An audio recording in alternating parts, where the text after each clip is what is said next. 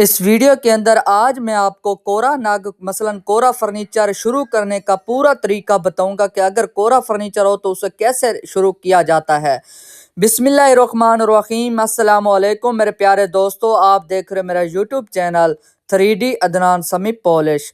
تو جی جناب، آپ نے پہلے نمبر پہ کورے نگ کو کورے فرنیچر کو آپ نے رگڑائی کرنا ہے 100 والے ریگمال کے ساتھ، وہ بھی پٹے والا ریگمال۔ تو آپ نے اس کی اچھی طرح سے رگڑائی کرنی ہے۔ اس کے ٹک وغیرہ جو لکڑ کے ہیں وہ آپ نے نکال دینے ہیں ایک ریگمال کے ساتھ، وہ بھی 100 والے ریگمال کے ساتھ۔ جب آپ نے ریگمال کے ساتھ اسے کورا ریگمال لگانے کے بعد اچھی طرح سے ریگمال لگانے کے بعد جب اس کے ٹک وغیرہ ختم ہو جائیں، اس کے بعد آپ نے لاک دانے والی پالش لگانی ہے۔ اگر میرے پیارے دوستو آپ ویڈیو پوری دیکھو گے تو آپ کو ساری سمجھ آ جائے گی کہ گلاس پالش کیسے کیا جاتا ہے۔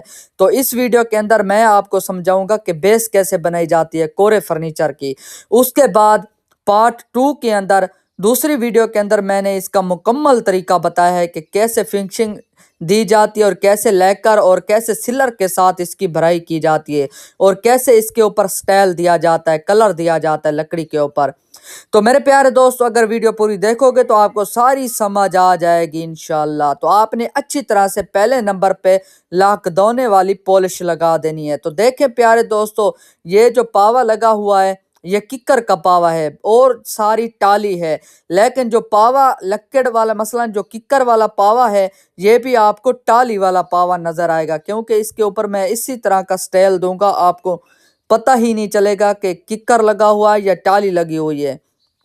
تو میرے پیارے دوستو اب میں دوسرے نمبر پہ بناؤں گا پٹین۔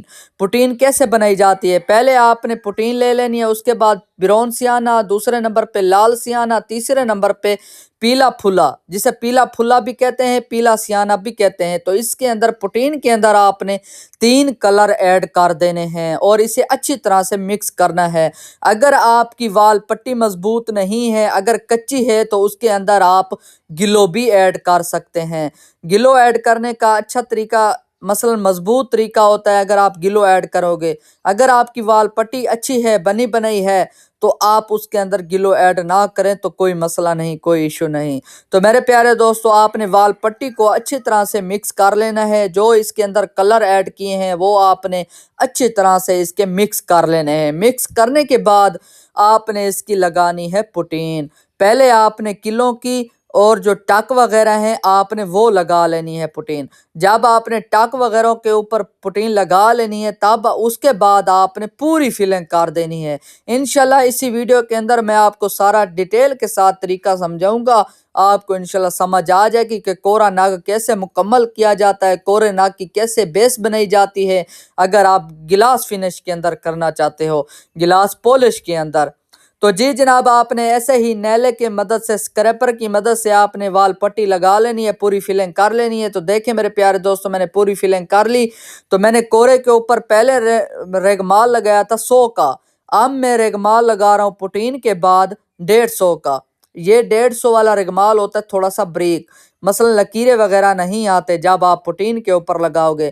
تو میرے پیارے دوستو اس ویڈیو کے اندر میں آپ کو بیس بنانے کا طریقہ بتا رہا ہوں، میں بار بار آپ کو کہہ رہا ہوں اس کے جو دوسرا پارٹ آئے گا ویڈیو کا اس کے اندر میں سارا ڈیٹیل کے ساتھ آپ کو طریقہ سمجھاؤں گا کہ کلر کیسے لگایا جاتا ہے، اس کے اوپر فنکشنگ کیسے دی جائے گی، سلر کیسے لگایا جائے گا۔ انشاءاللہ آپ دوسرا پارٹ بھی لازمی دیکھنا۔